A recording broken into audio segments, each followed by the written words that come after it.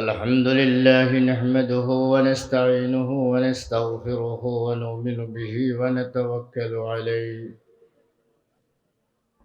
ونعوذ بالله من شرور أنفسنا ومن سيئات أعمالنا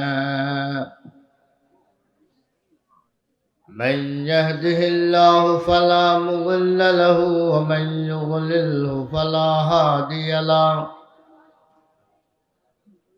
ونشهد أن لا إله إلا الله وحده لا شريك له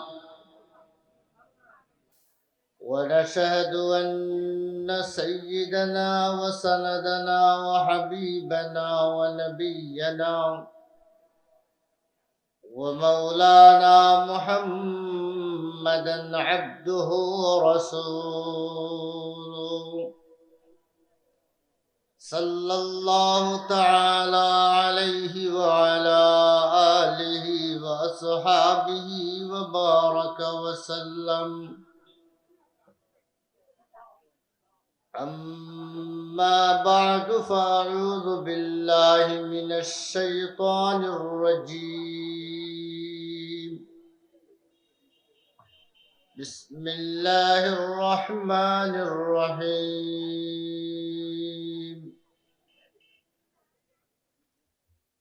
يا بني آدم قد أنزلنا عليكم لباسا يواري سوآتكم وريشا ولباس التقوى ذلك خير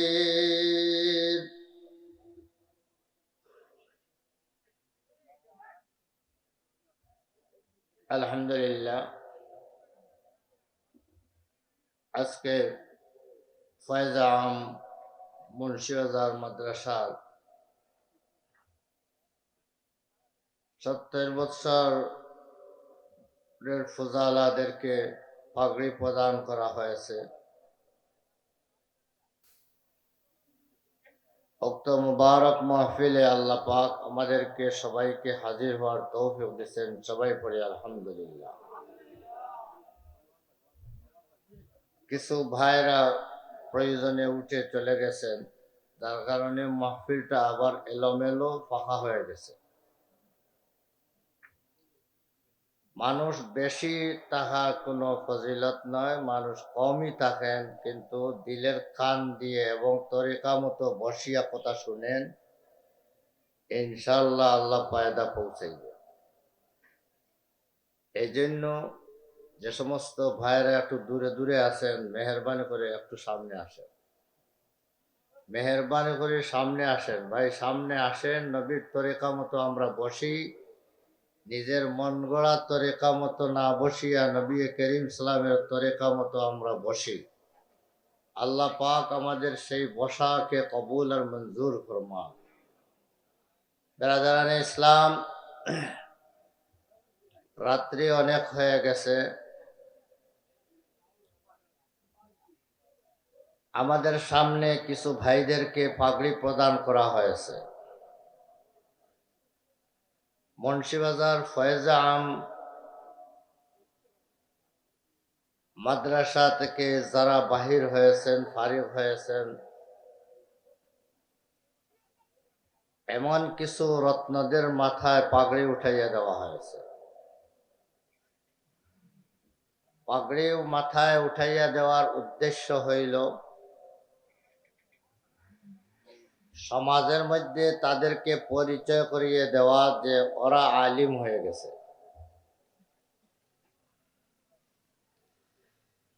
আর যারা আলিম হয়ে যায় তাদের কথা, যারা আলিম হন নাই তাদের কথা শোনা জরুরি হয়ে যায়। আল্লাহ তাআলা বলেন, ফালাউলা নাফারা মিন কুল্লি ফিরকাতিন মিনহুম তাইফাতুল লিয়াতাফাক্কাহু ফিদ-দীন ওয়ালইউনজিরু কওমাহুম ইযা রাজাউ ইলাইহিম লাআল্লাহুম ইয়াহযারুন। তোমাদের মধ্যে একদল মানুষ এমন কেন হয় না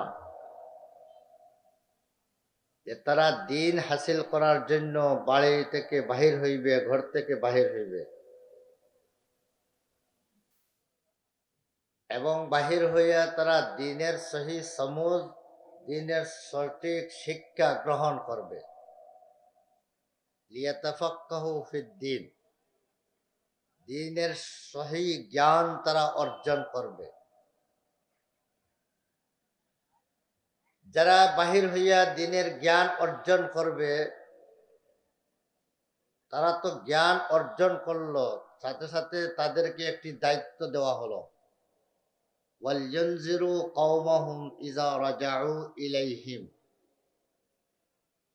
যখন জ্ঞান অর্জন করে ওরা নিজের দেশে ফিরবে, নিজের এলাকায় ফিরবে, যারা এই জ্ঞান অর্জন করতে পারে নাই, ওদের মজলিসে যাইবে, ওদের পার্শ্বে যখন যাইবে, তখন তাদের জ্ঞান তাদের মধ্যে, ওই জ্ঞানটা তাদের মধ্যে ছড়িয়ে দিবে, চিঠিয়ে দিবে,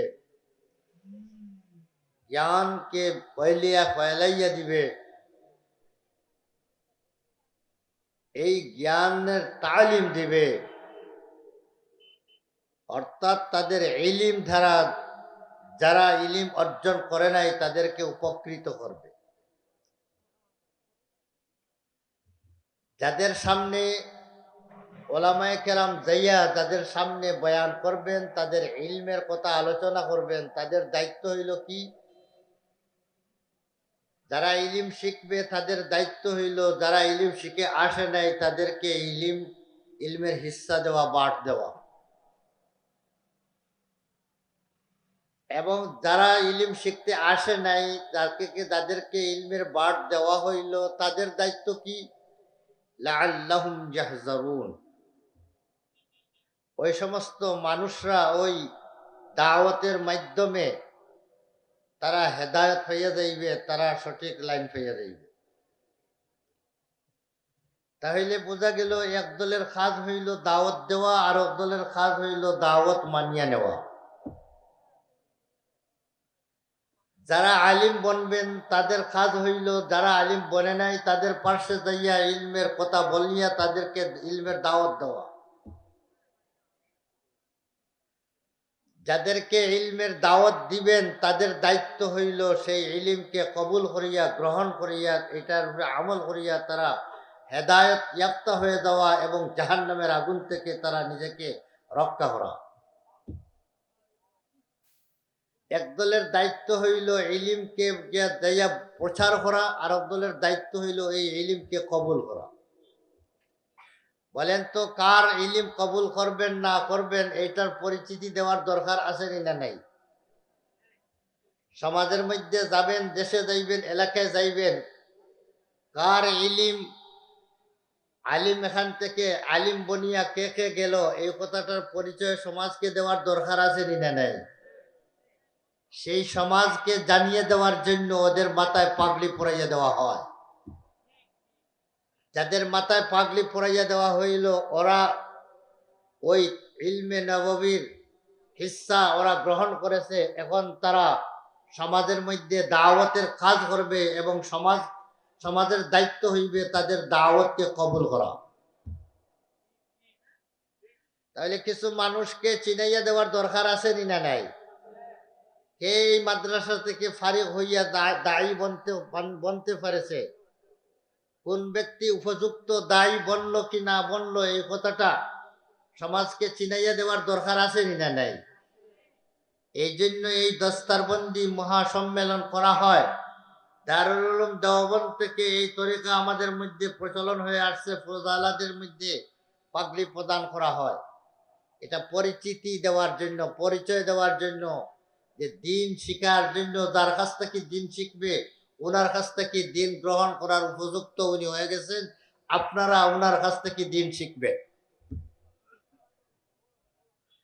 তাহলে দিন কার কাছ থেকে শুনবে তার পরিচিতি দেওয়া হইল। এই জন্য পাগড়ি সবার মাথায় দেওয়া যায় না। পাগড়ি নবী করিম সালামও পাগড়ি দিছেন। যখন কোনো জিহাদের মধ্যে নবী করিম সাল্লাম কোনো সাহাবীকে পাঠাইতেন, তখন নবী করিম সাল্লাল্লাহু আলাইহি সাল্লাম কোনো জিহাদের মধ্যে সাহাবীকে পাঠানোর সময় উনার মাথায় পাগড়ি বান্ধিয়ে দিছেন। এই পাগড়িটা হইল পাগড়িয়ে সরদারি। এটার পাগড়িয়ে ফজিলত, সরদারির পাগড়ি। যার মাথায় পাগড়ি পরাইয়া দেওয়া হইল ওই কৌমের ওই দলের যে দলের মধ্যে যার মাথায় পাগড়ি দেওয়া হইল ওই দলের সর্দার উনাকে বানিয়ে দেওয়া হয়েছে।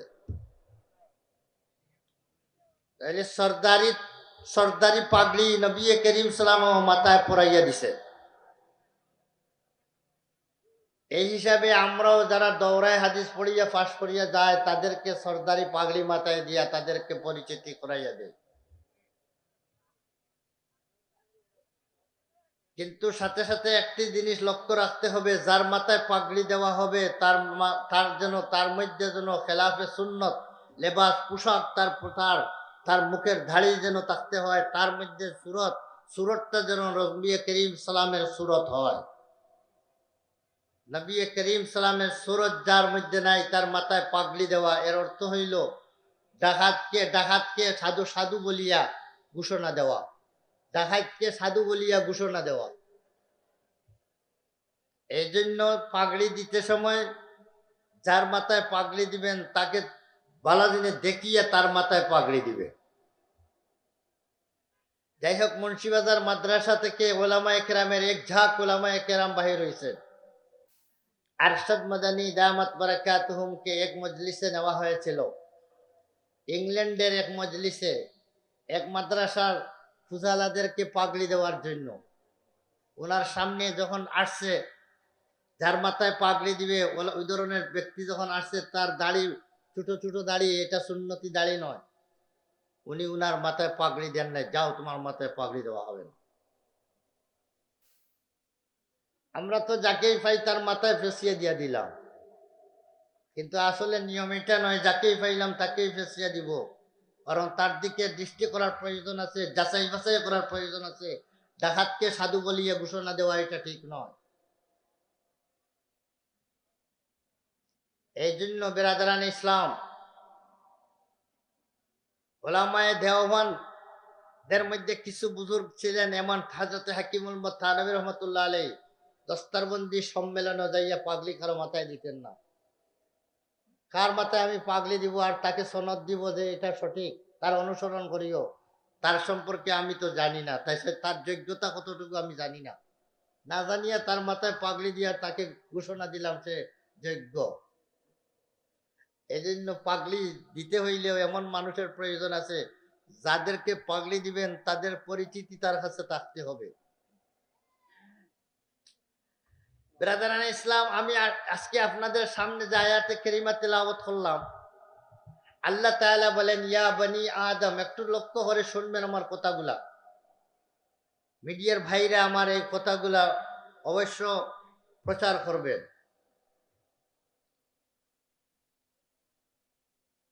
আল্লাহ তাআলা আমাদেরকে সম্বোধন করে বলেন ইয়া বনি আদম قد أنزلنا عليكم لباسا يواري سوآتكم وريشا। হে বনি আদম, হে আদম সন্তানরা,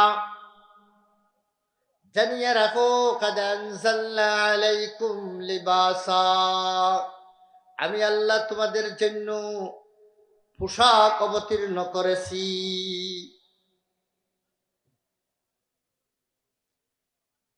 পরবর্তী আয়াতের তরজমা পরবর্তীতে করতেছি।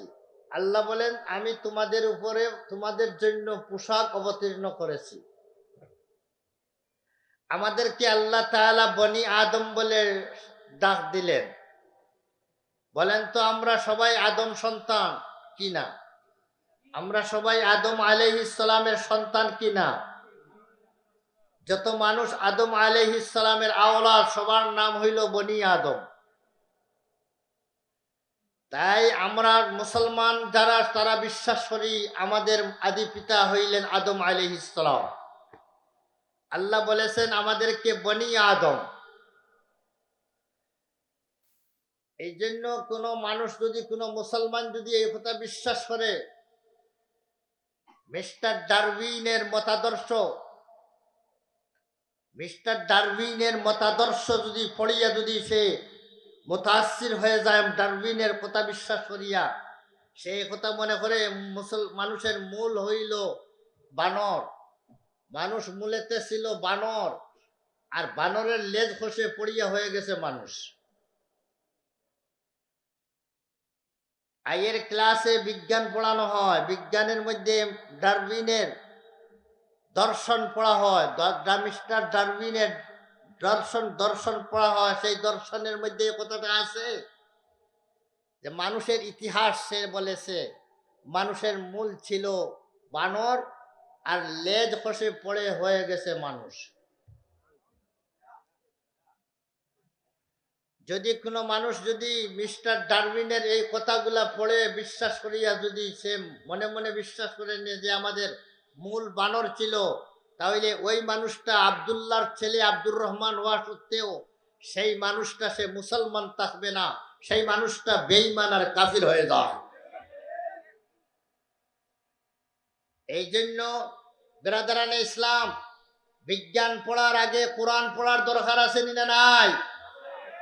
আগে কোরআন পড়েন, আল্লাহ কি বলেছেন এটা জানেন, এরপরে বিজ্ঞান পড়েন। তখন দেখবেন বিজ্ঞানের আলতু ফালতু কথার দ্বারা আপনি প্রভাবিত হবেন না, বিজ্ঞানের গলত কথার দ্বারা আপনি প্রভাবিত হইয়া আপনার ঈমান হারা হইবেন না। প্রথমে কোরআন শেখেন। আমাদের বাচ্চাদেরকে প্রথমে কোরআন শিক্ষা দেওয়ার প্রয়োজন আছে না নাই? কোরআন না জানলেই তো ডারউইনের কথা শুনিয়া বলবে এত বড় বৈজ্ঞানিক বলছে, এটা তো মিথ্যা বলে নাই, সত্যি বলছে। ডারউইনের আজমত আপনার দিলের মধ্যে আছে, যার কারণে ডারউইনের কথা আপনি সত্য মনে করবেন।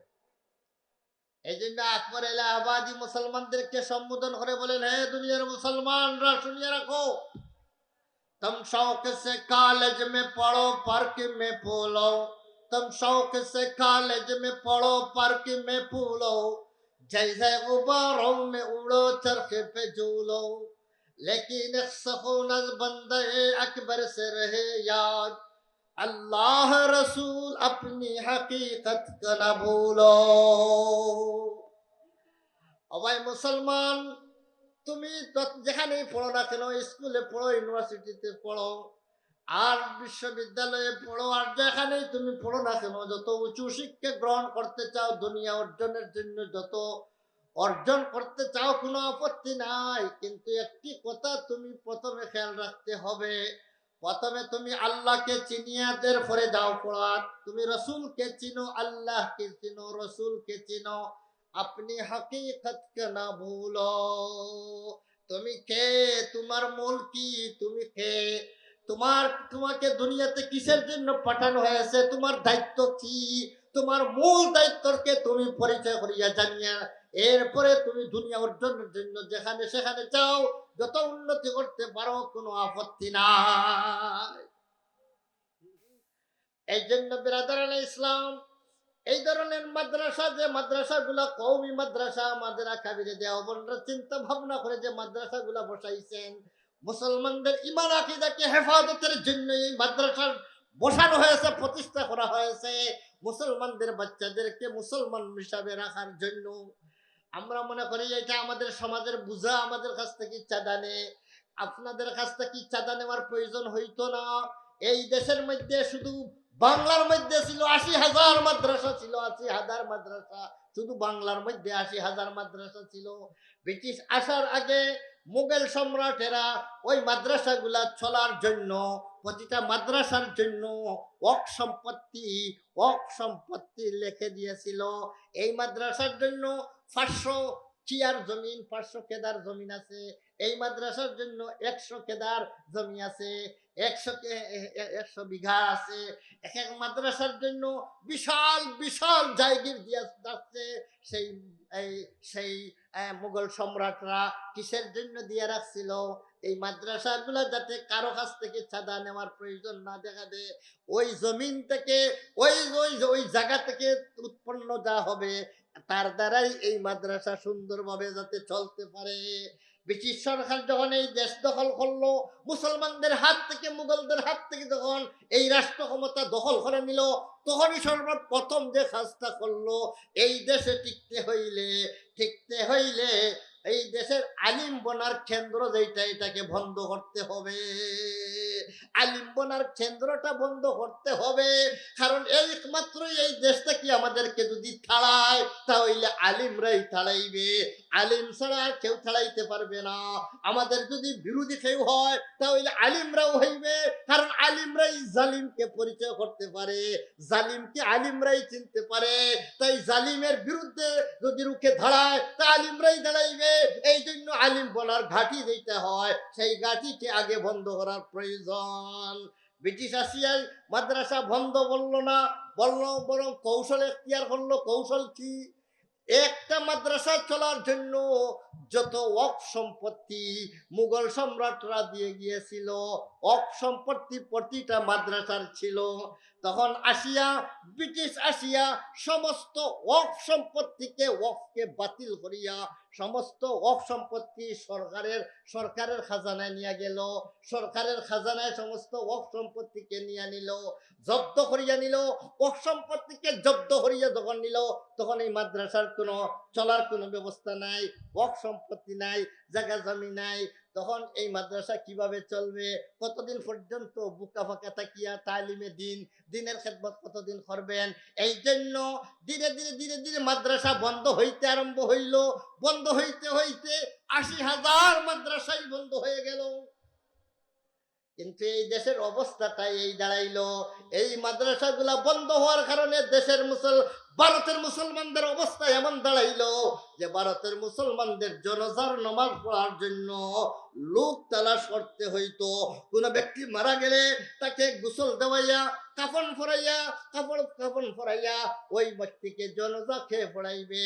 মানুষ তো পাওয়া যায় না, জনজা পড়ানোর জন্য ওই লাশটাকে খাদে নিয়ে, ওই লাশটাকে কোরআনের উপরে শুয়াইয়া খাদের উপরে নিয়া এক গ্রাম থেকে আরেক গ্রামে যাইতেছে, এক গ্রাম থেকে আরেক গ্রামে যাইতেছে।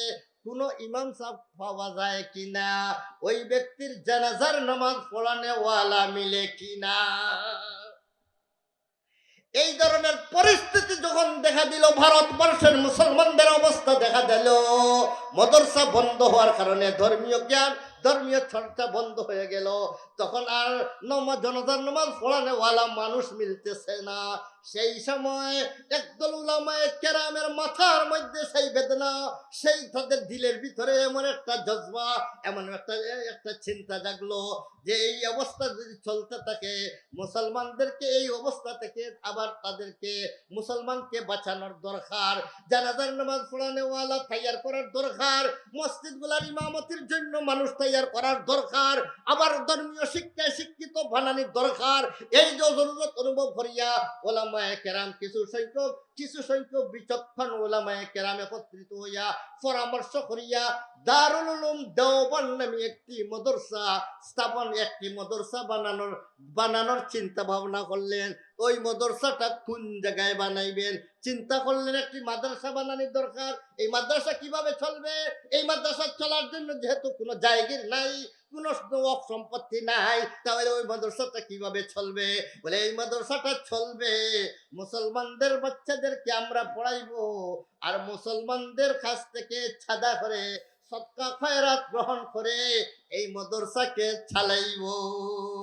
মুসলমানের ইমানের হেফাজতের ঘাঁটি বানাইবো, আর মুসলমানদের কাছ থেকে অর্থ গ্রহণ করব, চাঁদা গ্রহণ করব, আর মুসলমানদের বাচ্চাকে মুসলমান বানানোর চেষ্টা করব।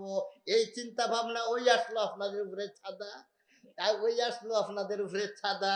নতুবা আপনাদের উপরে চাঁদার তো চিন্তা ছিল না। এটা ব্যবস্থা ছিল ব্রিটিশ সরকার এই সব কিছু জব্দ সম্পদ সব জব্দ করার কারণে আসলো সাধারণ মানুষের উপরে চাঁদা আসলো। সেই চাঁদা করিয়া একটি মাদ্রাসা করবেন এই চিন্তা ভাবনা নিয়ে যখন কয়েকজন বুজুর্গ কর্তৃত্ব হইলেন, সেই বুজুর্গের মধ্যে তাকিয়া একজন হইলেন কাসিম নানতবি রহমতুল্লাহি আলাইহি। এই বুজুর্গানদের মধ্যে একজন হইলে কাসিম নানতবি, রশিদ আহমদ গঙ্গোহী ওগাইরা বুজুর্গানে দিন কয়েকজন বিশেষ বুজুর্গের চিন্তা নিয়ে এখানে যখন হইলেন, তখন ওরা একটি মাদ্রাসা বসানোর চিন্তা করলেন যেখানের মধ্যে বাচ্চাদেরকে কোরআনের তালিম দিবেন। সেই মাদ্রাসা কোন জায়গায় বসাইবেন, কোন জায়গায় বসাইবেন, এইটা নিয়ে তাদের মধ্যে কিছু ইখতিলাফ দেখা দিল। কেউ বলেন এই জায়গায় বসানোর দরকার, কেউ বলেন সেই জায়গায় বসানোর দরকার। ইখতিলাফ যখন দেখা দিল, তখন স্বপ্নের মধ্যে হযরত আবিদ সিন্দি রহমতুল্লাহ আলাইহি স্বপ্নের মধ্যে দেখেন, উনিও বাণীদের মধ্যে থেকে একজন, উনি স্বপ্নের মধ্যে দেখলেন রাসূল করিম সাল্লাল্লাহু আলাইহি ওয়াসাল্লাম হাজির। রাত্রে দেখেন সব রাসূল সাল্লামের হাতে লাঠি, লাঠি হাতে, আর লাঠি হাতে দিয়া আর এইভাবে জমিনের মধ্যে ওই লাঠি দিয়ে রেখাপাত করলেন, রেখাপাত করলেন, চতুর্দিকে সীমানা দিয়া দিলেন আর বললেন এই জায়গার মধ্যে তোমরা মাদ্রাসা বানাও। বলেন তো যেই সময় চিন্তা চলছিল ভারতের মুসলমানদের ইমান আকীদা আমাল শুধরাইবার কেন্দ্র কোন জায়গায় বানানো হবে, সেই কেন্দ্রটা কোন জায়গায় বানানো হবে, তখন নবী করিম সাল্লাল্লাহু আলাইহি সাল্লাম সেই কেন্দ্রটা নিশানদেহি করিয়ে দিয়া দিলেন। বলেন তো দারুল উলুম দেওবন্দ, পরবর্তীতে তার নাম হইল দারুল উলুম দেওবন্দ। এই জায়গাটা হইল দেওবন্দের মধ্যে। এই জন্য এই দারুল উলুম দেওবন্দের প্রতিষ্ঠা হইল নবী করিম সাল্লাল্লাহু আলাইহি ওয়াসাল্লামের বাতানো লাঠি দিয়ে চিহ্ন দেওয়া এরিয়ার ভিতরে মাদ্রাসা কায়েম করা হইল। বলেন তো এই মাদ্রাসার বাণী কে? রাসূল করিম স্বয়ং নবী করিম সাল্লাল্লাহু আলাইহি ওয়াসাল্লাম। দারুল উলুম দেওবন্দের বাণী। দারুল উলুম দেওবন্দের ভিত্তি কেন হইল? মুসলমানদের ঈমান আকীদা, মুসলমানদের আমল আখলাককে শুধরানোর জন্য, হেফাজতের জন্য। তাহলে আমরা বলতে পারি সমস্ত ভারতবর্ষ না, সমস্ত পৃথিবীর ঈমান হেফাজতের কেন্দ্র হইল দারুল উলুম দেওবন্দ। তাই দারুল উলুম দেওবন্দ থেকে নিয়ে হাজার হাজার উলামা সৃষ্টি হইলেন, হাজার হাজার না লক্ষ লক্ষ উলামায়ে কেরাম সৃষ্টি হইলেন এবং চতুর্দিকে ছড়িয়ে পড়লেন। সেই দারুল উলুম দারুল উলুমের একজন সন্তান, সূর্য সন্তান হযরত মাওলানা আব্দুল গফফার সাহেব শেখ মামুরখানী রহমতুল্লাহি আলাইহি। সেই দারুল উলুম সন্তানদের মধ্যে হযরত মাওলানা শাইখুল হাদিস হযরত মাওলানা মুকদ্দাস আলী রহমতুল্লাহি আলাইহি, ওই শাইখুল হাদিস ওনারা হইলেন দারুল উলুম দেওবন্দের সন্তান। এই ধরনের সন্তানের মাধ্যমে জায়গায় জায়গায় কওমি মাদ্রাসাগুলো গড়িয়া উঠেছে। বলেন তো এই কওমি মাদ্রাসাগুলার মূল ভিত্তি হইল মুসলমানদের ঈমান আকীদা রক্ষা করা। তাই কওমি মাদ্রাসা যদি মাদ্রাসার মধ্যে আমরা যদি আমাদের সন্তানকে দেই, আমাদের সন্তানদের ঈমান আকীদা হেফাজত থাকবে। আর একটা মাদ্রাসা বানাইলো ব্রিটিশ সরকার। জানেননি ব্রিটিশ সরকার যাইয়া মাদ্রাসা বন্ধ করে দিল। তখন ব্রিটিশ সরকারে আর একটা মাদ্রাসা বানাইলো। সেই মাদ্রাসার জিম্মাদারি এবং খরচা সব সরকারি পক্ষ থেকে দেওয়া হইল। তার নাম হইল সরকারি মাদ্রাসা। সরকার যেহেতু তার জিম্মাদারি নিছে, তাই তার নাম হইল সরকারি মাদ্রাসা। সেই সরকারি মাদ্রাসার আপনার কলকাতা সরকারি মাদ্রাসার সৃষ্টি হইল। এটা ব্রিটিশ সরকার এটার প্রতিষ্ঠাতা। ব্রিটিশ সরকার যে ইসলামকে মিটাইবার জন্য লক্ষ লক্ষ কপি কোরআনের জ্বালিয়ে ফেলেছে। হ্যাঁ, হাজার হাজার উলামাকে ফাঁসির কাস্টে ঝুলাইয়া মারছে ইসলামকে মিঠাইবার জন্য। এই দেশের মধ্যে মুসলমানকে মিঠাইয়া, এই দেশ থেকে ইসলাম মিঠাইয়া সারা খ্রিস্টান রাজ্য বানাইবার জন্য, ভারতবর্ষকে খ্রিস্টান রাজ্য বানাইবার চিন্তা করছিল। সেই ব্রিটিশ সরকারে একটা মাদ্রাসা বানাইল, যেই মাদ্রাসার নাম হইল কি? কলিকাতা আলিয়া মাদ্রাসা। বলেন তে গাছটা রইছে বালা নিয়তে রইছে, কি বলে? ইসলাম মিটাইবার জন্য মাদ্রাসা বন্ধ করে দিল। এখন সে একটা মাদ্রাসা লাগাইছে, খুব ভালো নিয়তে লাগাইছে, কি মনে করেন? এই মাদ্রাসাটা এমন ভাবে মাদ্রাসাটা বানাইলো যে মাদ্রাসাটা কি কিছু আলিম এমন ভাবে সৃষ্টি হবে। কওমি মাদ্রাসাটা কি যে আলিমরা জন্ম হয়, তারা ব্রিটিশের বিরুদ্ধে আন্দোলন করে, দরকার আছে যে সমস্ত আলিমরা মাদ্রাসায় পড়বে আর ব্রিটিশের বিরুদ্ধে ওকালতি করবে, ব্রিটিশের পক্ষে ওকালতি করবে, ব্রিটিশকে এই দেশে থাকার জন্য ওরা সহায়তা করবে, এই ধরনের কিছু আলিম সৃষ্টি না করা পর্যন্ত এই দেশে টিকিয়ে থাকা যাবে না। এই স্কিমরে সামনে রাখছি এই ব্রিটিশের কলকাতা আলিয়া মাদ্রাসা বানাইলো। এই জন্য দেখবেন যে ভাইয়েরা আলিয়া মাদ্রাসায় পড়েন, আপনাদেরকে আমি আমার এই কথায় দুঃখিত হইবেন না। দেখবেন ইসলামের বিরুদ্ধে মুসলমানের বিরুদ্ধে যখন কোনো ব্যক্তি যদি কোনো কথা বলে, কোনো নাস্তিক মুর্তদের যখন আবির্ভাব হয়, তখন এই দেশের মধ্যে খাড়া আন্দোলনের জন্য ডাক দিয়ে, বলেন তো আপনারা খাড়া আন্দোলনের জন্য ডাক দেন। ওই সময় দেখা যায় কওমি মাদ্রাসার আলিম ওলামা জান বাজি দিয়ে ময়দানের মধ্যে নামিয়া সেই নাস্তিক মুর্তদের মোকাবেলা করে। কিন্তু আমার সরকারি মাদ্রাসায় পড়নেওয়ালা ভাইয়েরা ওই সময় বইয়া মুস্তাও দে। বলেন তো ইসলাম হেফাজতের জন্য, ইসলাম হেফাজতের গাটি কোনটা? মাদ্রাসার নাম হইলেই শুধু চলবে না, মাদ্রাসার বুনিয়াদ কে রাখছে এটা চিন্তা করতে হবে। কওমি মাদ্রাসার বুনিয়াদ হইল ইসলামের হেফাজতের জন্য। এই জন্য বিরাদারান ইসলাম, কওমি মাদ্রাসার ইসলামের হেফাজতের জন্য কওমি মাদ্রাসার কোনো বিকল্প নাই। বিরাদারান ইসলাম, কওমি মাদ্রাসার হায় আমার এক ভাই বলতেছে, শুনলাম আমি মোবাইলের মধ্যে, হায় দোয়া করতেছে, আল্লাহ কওমি এবং সরকারি বিরোধটা আল্লাহ তুমি মিটাইয়া দাও। দোয়া করতেছে, আল্লাহ কওমি এবং সরকারি বিরোধটা আপনি মিটাইয়া দাও। খুব সুন্দর আবেগের সহিত দোয়া করতেছে, আল্লাহ কওমি এবং সরকারি বিরোধটা মিটাইয়া দাও। ওই বর্তমান সময়ের রাজনীতির এটা বলতেছে কওমি এবং সরকারির বিরোধ। বলেন তো বর্তমান সময়ের ইখতিলাফটা যেটা হয়েছে আলিম ওলামার মধ্যে, এটা কি কওমি এবং সরকারির বিরোধ না আরো কিছু? বলেন না, কওমি এবং সরকারির বিরোধ না আরো কিছু?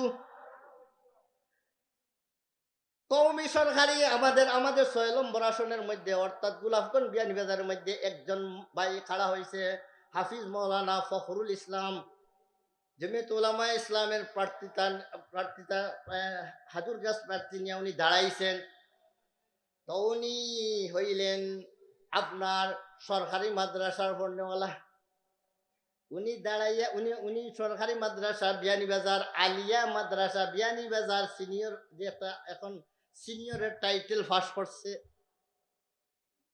হাফিজি পড়ছে উনি আপনার ফুলতলি সাহেবের মসলকের মাদ্রাসা, এটা হইল লামলিগাম উত্তরাখা খাজনা।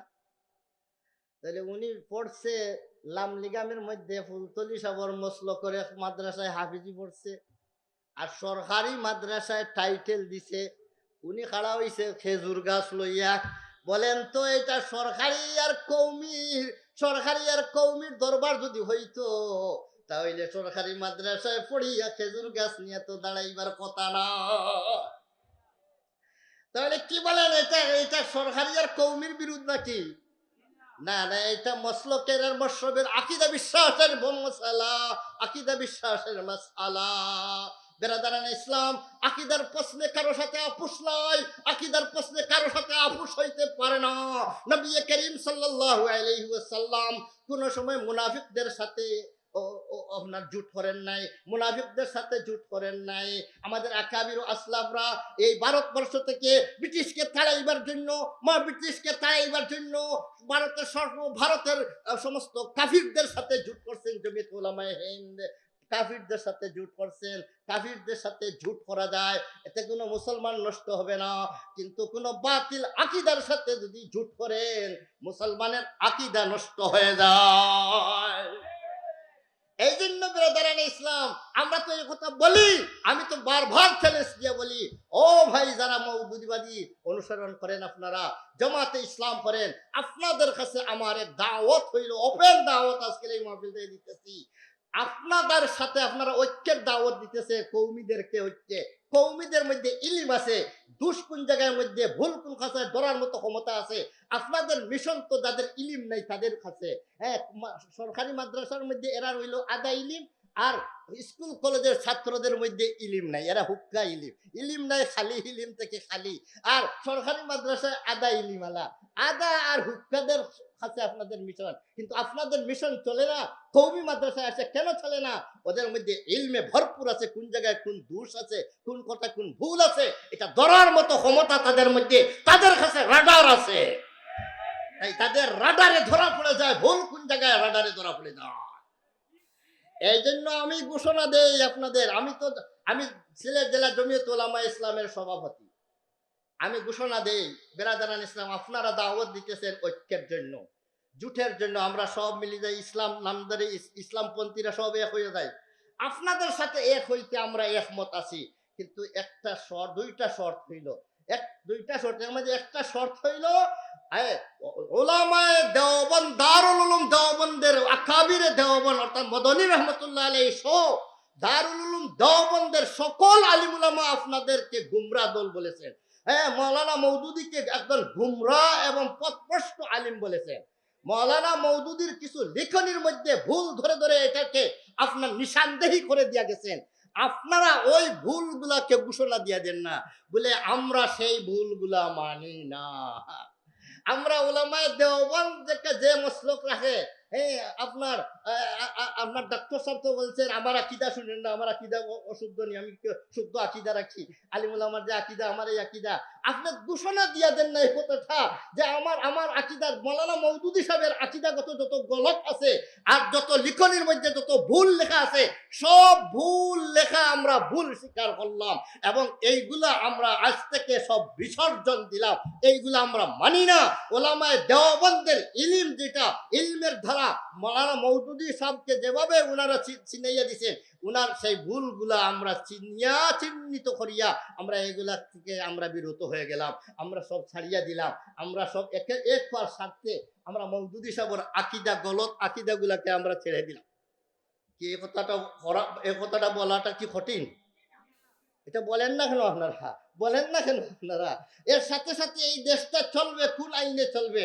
1400 বৎসর পর্যন্ত, অর্থাৎ ভারতবর্ষ থেকে ব্রিটিশে নেওয়ার আগ পর্যন্ত 1200 বৎসর পর্যন্ত মুসলমানদের যে রাষ্ট্র কাঠামো চলছে যে আইনে, সেটা হইল ইমাম আবু হানিফা রহমতুল্লাহি আলাইহির ফিকহের মাধ্যমে সমস্ত বিচার বিভাগ ইমাম আবু হানিফা রহমতুল্লাহি আলাইহির, আবু হানিফা রহমতুল্লাহ আলাইহি, ইমাম আবু ইউসুফ রহমতুল্লাহি আলাইহি চিফ জাস্টিস ছিলেন। উনার বিচার কানুন দিয়েই, বিচারের আইন কানুন দিয়েই সমস্ত মুসলমান বিশ্বের সকল জায়গার মধ্যে বিচার বিভাগ পরিচালনা হয়েছে। তাই আপনারা এই দেশের আইন কানুন যা করবেন, ইমাম আবু হানিফা রহমতুল্লাহি আলাইহি ফিকহ মোতাবেক আপনারা আইন প্রণয়ন করবেন। ইমাম আবু হানিফার ফিকহকে বাদ দিয়া, ইমাম আবু হানিফার ফতোয়া বাদ দিয়া, ইমাম আবু হানিফার মাসলাককে বাদ দিয়া, মযহবকে বাদ দিয়া অন্য কোন মযহব, অন্য কোন সুরতে আপনি দেশ পরিচালনা, কোন আইন দিয়া দেশ পরিচালনা করবেন না। এই অঙ্গীকারটা লিখিত হলা দিয়ে দেন। এই দুইটা কাজ করেন, দেখবেন এই দেশের হক্কানি উলামা জমিয়তুল উলামা ইসলাম আপনাদের সাথে হাত মিলাইয়া, বুক মিলাইয়া এই দেশে ইসলামে আন্দোলন করার জন্য প্রস্তুত আছে। এই দেশে ইসলামী হুকুমত করতে আমরাও মনে চাই, কিন্তু আপনাদের গলত আকীদাগুলোর সাথে মিশ্রণ হলে হকের সাথে বাতিলের সাথে হককে মিশ্রণ করা যাবে না। দরবার যেখানে বেঙ্গা যেখানো সেটা খবর নাই, খালি ঐক্য ডাকতেছেন। ঐক্য কিসের মধ্যে? আগে আপনাদের আকীদা বিশ্বাসগুলা ঠিক করেন, এরপরে ঐক্যের দাওয়াত দেন। ঐক্যের দাওয়াত আকীদার মধ্যে বেমিল রাখিয়া ঐক্য হইতে পারে না, কখনো হবে না। ওয়া আখিরু দাওয়ানা আলহামদুলিল্লাহি রাব্বিল আলামিন। বিসমিল্লাহির রহমানির রহিম। কোরআন হাদিসের আলোকে সত্যের সন্ধান, মাহফিল টিভি, সিলেট।